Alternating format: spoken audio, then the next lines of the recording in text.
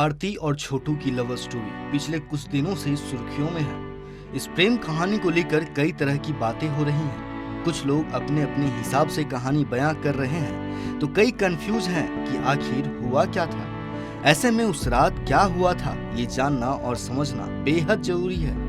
देशवा न्यूज की टीम मामले की तह तक पहुंचने के लिए ग्राउंड जीरो पर मौजूद है और हकीकत आपके सामने लाने में जुटी है। देशवा न्यूज की इस मुहिम में रूबरू मिसेज इंडिया बबीता मिश्रा भी ग्राउंड जीरो पर मौजूद हैं। बबीता मिश्रा आरती को इंसाफ दिलाने की इस लड़ाई में हर पल हर घड़ी आरती के साथ हैं।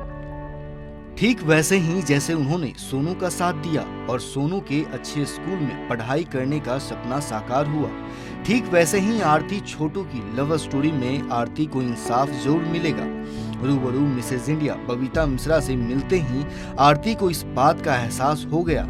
ये तस्वीरें आरती की उस एहसास की गवाही दे रहा है। सैकड़ों पत्रकारों से मिल चुकी आरती बबीता मिश्रा को देखते ही उनके गले से लिपट जाती है, मानो जैसे वो कह रही हो कि मैडम मुझे न्याय दिला दीजिए। ऐसा नहीं है कि आरती ने न्याय की गुहार दूसरे मीडिया कर्मियों से नहीं लगाई, लेकिन आरती की ये आस अभी तक अधूरी है।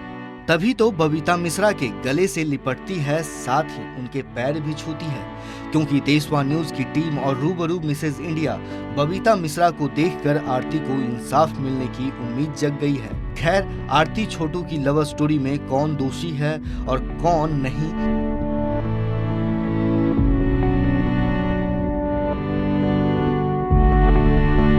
ये कहना हमारा काम नहीं है।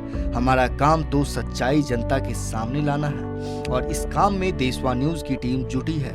ग्राउंड जीरो पर पहुंचने के बाद हमने कई पहलुओं को खंगाला है, जिसके कुछ खास अंश हम आपके बीच पेश कर रहे हैं, ताकि आप भी जान और समझ पाएं कि आखिर उस रात हुआ क्या था। इस खास रिपोर्ट में आप ऐसे पिता का दर्द महसूस कर पाएंगे जिसका बेटा उसकी आंखों के सामने ही दम तोड़ता है।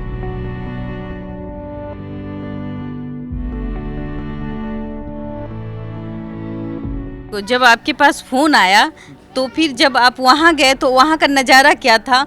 जो अभी तक जिस आपने नहीं किसी को कहा है वो बात बताइए, जो आपको आगे कोर्ट में आपको ये सवाल आएगी और आपको उसका जवाब देना होगा। तो आप हमारे सामने था, हम वही बता रहे हैं, हम कोई झूठ फूस नहीं लगा रहे हैं।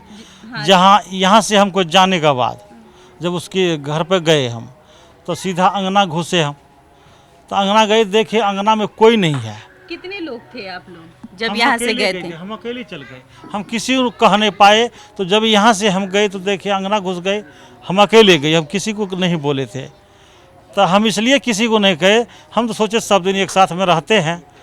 अरे अगर पकड़ा होगा तो 4 लपड़ थप्पड़ मारेगा, फिर 5 आदमी को हम लेकर जाएंगे, छोड़ देगा। हमको ये थोड़ी था कि से मेरे बेटे को हत्या कर देंगे, ऐसा शंका मेरे साथ नहीं था। तो जब दरवाज़ा लगा हुआ था तो हम वहाँ गए, हम सोचे कि दरवाज़ा खोलते हैं। तो जैसे वो दरवाज़ा के नज़दीक पहुँचे तो धीरज यादव जो था, वो आरती का जो पापा था, वो दूसरे घर में खड़ा था। वो उधर से जो जैसे वहाँ गए और उधर से डंडा लेके हमारे तरफ दौड़ पड़े। वो एक डंडा हमको मार भी दिया। डंडा लगने के बाद हम जो भाग गए दरवाजे पर चले गए तो वो वहीं रह गया, वो उधर नहीं गया। वो दरवाज़ा पर जब गए तो हम घर की तरफ देखे तो देखते हैं कि एक खिड़की है, वो खुला हुआ, जैसे खिड़की है वो खिड़की देखे हम खुला हुआ।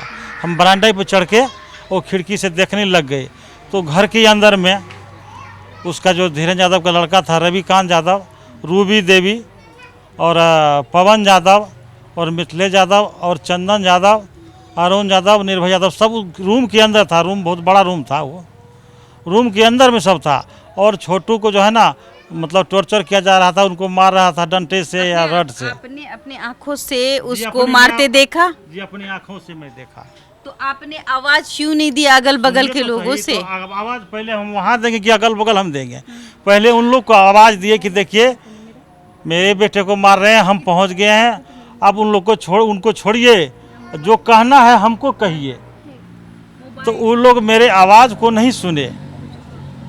इसके बाद मेरे आवाज़ सुनने के बाद छोटू पानी के लिए जो चिल्लाने लगा, पापा हमको पानी पिलाओ। मेरा आवाज़ पहचान गया, वो पानी के लिए आवाज़ लगाने लग गया।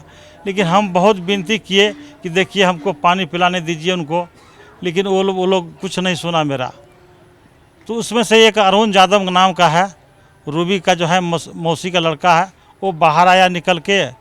तो वो बोलता है सुनिए बाबू, पहले हमसे सामंजस्य कीजिए, इसके बाद आपको पानी पिलाने देंगे। हम बोले नहीं, पानी के लिए तरस रहा है, पानी तो पिलाने दीजिए। बोला कुछ नहीं होगा, ऐसा होगा, पहले बातचीत होगा, इसके बाद निकालेंगे बाहर, और तब जो होगा होगा। केस किसने किया है? केस हमने किया है। आरती ने किया है या नहीं, आपने किया है? मैंने किया हूँ। आपने किया है जी केस? जी जी। लेकिन वो कुछ मीडिया जो में भी ये आरती- बात आती है जो कि आरती- आरती ने किया है केस। जी नहीं, आरती चश्मदी गवाह है। वो गवाह है? जी गवाह है, इस केस की गवाह? गवाह है। लेकिन आपने केस किया है? जी जी। कोर्ट देखिए, आपके पुलिस बच्चे- प्रशासन से मेरा यही कहना है, यही विनती है कि उस दरिंदे को पकड़ के उनको फांसी का सज़ा दिया जाए। मेरा यही फांसी मांग है उनसे, कि ताकि कल फिर ऐसा कोई हिम्मत नहीं करे किसी को बुला करके घर में अपना हत्या कर दे। आरती छोटू की लव स्टोरी से जुड़े कई पहलुओं से आप वाकिफ हो चुके हैं। अब इस पूरे मामले में पुलिस की जांच कहां तक पहुंची है और पुलिस क्या कर रही है, इस पर डीएसपी साहब ने क्या कहा है, आप खुद ही सुन लीजिए। तो छोटू और आरती के मामले को लेकर अभी हम बात करने पहुंचे हैं वरीय पुलिस पदाधिकारी पुष्कर कुमार से।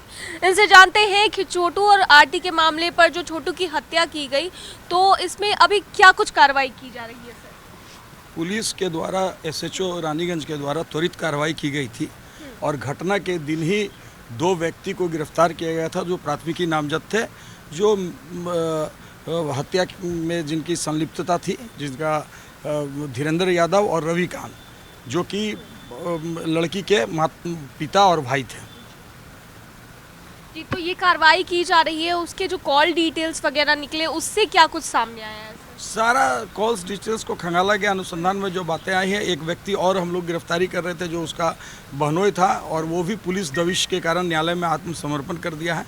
और अन्य जितनी भी बातें, तथ्य और जो लड़की का बयान 164 का न्यायालय में हुआ है, सारे तथ्य को अनुसंधान में लेकर हम लोग उसको स्पीडी ट्रायल कराकर सजा दिलाने का कार्य करेंगे। लड़की की तरफ से क्या कुछ बयान दिया गया? क्योंकि लड़की जो बातें कर रही है वो मतलब अलग अलग जगह पर अलग अलग तरह की वो बातें कर रही है। पुलिस के सामने उसने क्या बयान दिया है? पुलिस के सामने जो बयान दिया गया है उसी को हम लोग जांच कर रहे हैं और अनुसंधान कर रहे हैं। बहुत सा चीज़ है जो कि हम मीडिया में इस चीज़ को खोल नहीं सकते, उससे अनुसंधान प्रभावित होगा, लेकिन हम लोग हर बिंदु को, हर पहलू को जाँच करेंगे। अच्छा, पोस्टमार्टम में क्या सामने आया था? पोस्टमार्टम में आई है, पोस्टमार्टम रिपोर्ट भी लड़का के जो मृत्यु हुआ है उसमें मारपीट की भी बात है और इलेक्ट्रिक से जो लगाने की बात है उसमें भी सच्चाई आई है। पोस्टमार्टम रिपोर्ट में उसका डिटेल्स है। तो आगे क्या कुछ कार्रवाई की जाएगी? आगे हम तो बोले कि अभी कि न्यायालय में हम लोग उसको स्पीडी ट्रायल में लेंगे केस को, और उसको जल्द से जल्द हम लोग इसको मुकाम पर पहुंचा के सजा दिलवाएंगे और अभियुक्त को जो है फांसी के सलाखे पर भेजने का कार्य करेंगे।